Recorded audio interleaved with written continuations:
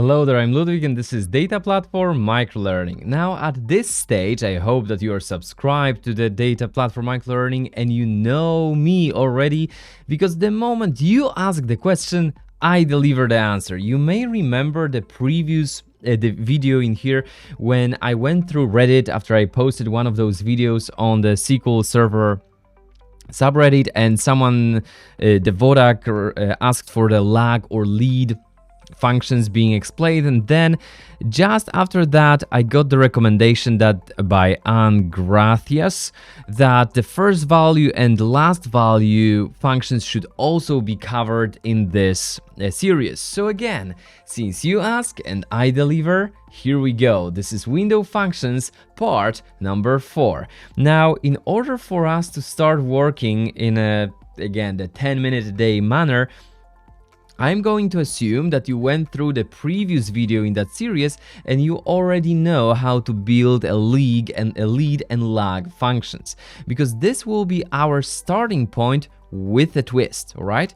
Now the thing is that in order to start working with those functions, what we need to do, we need to first understand that the lead and lag functions, they will only return the information from the previous row and the next row, right? Let's see that the previous row in comparison to this 29,001 is 63. Is that true? Is this a previous row? Yes, it is. How about the next one? The next one is the 33,000. Is this the next value in here? Yes, it is, and that's exactly what's being written here.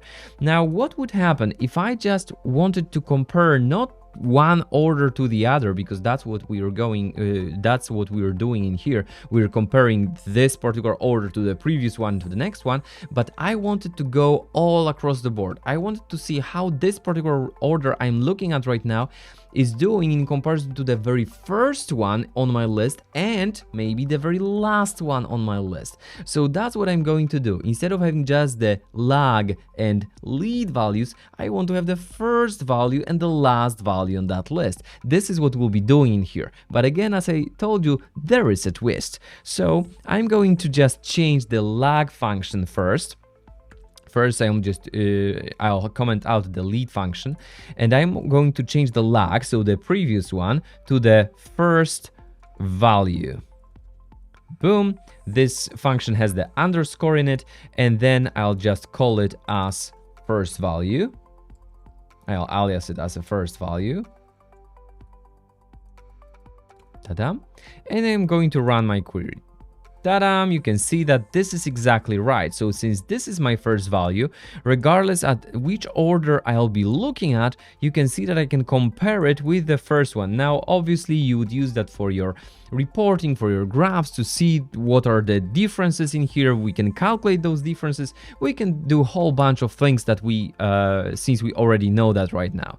Now, how about this last value? What I'm expecting that would happen in here is I would just say last value, ta-da, and then I would run it and I should get all of my results. But hey, it doesn't work. It doesn't work at all. It shows me actually exactly the very same values that I'm looking at. Again, I'm looking at the last value in here, right? Boom.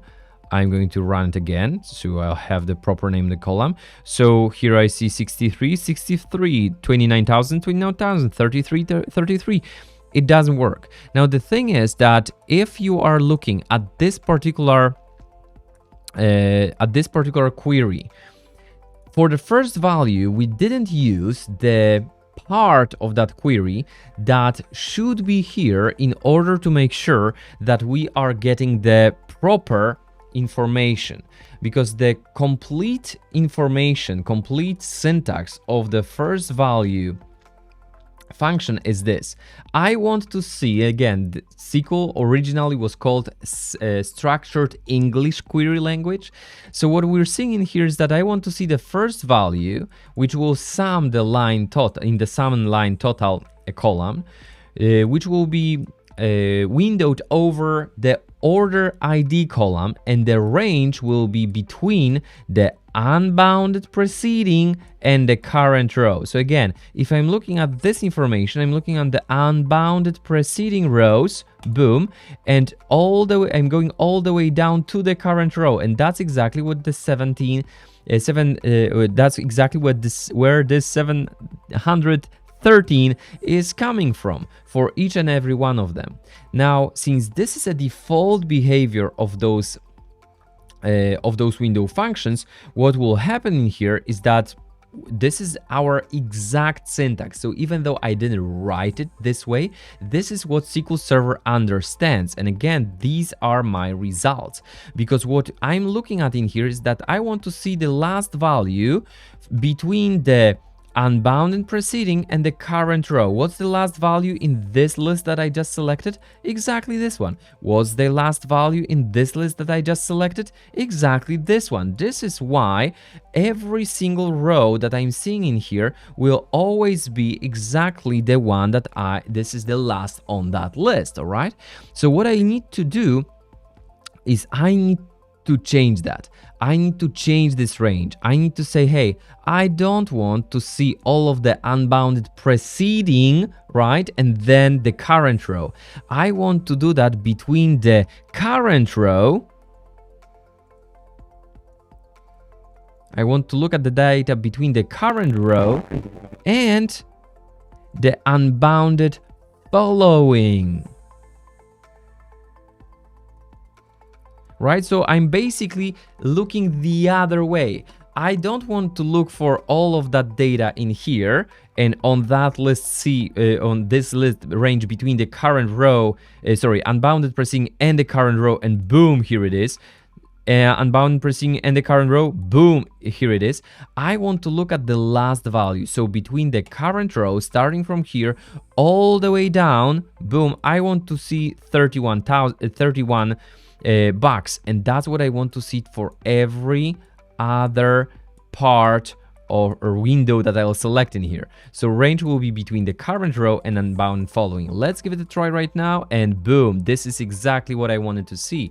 The order total for this order, how does it compare to the previous one? It was 713. How does it compare to the last value in here? It's 31 bucks, and that will be the very same information for every single one of the rows on your list. So again, as I promised you when we started talking about the part 4 of window functions, this is lag and lead with a twist. Because without this additional sentence where you'll explain to SQL Server how do you want to proceed with those rows that you're looking at, it will not do the job that you're expecting it to do. So again, I can only thank you for your attention today and invite you to subscribe to the Data Platform Microlearning, and I'll see you in the next episode.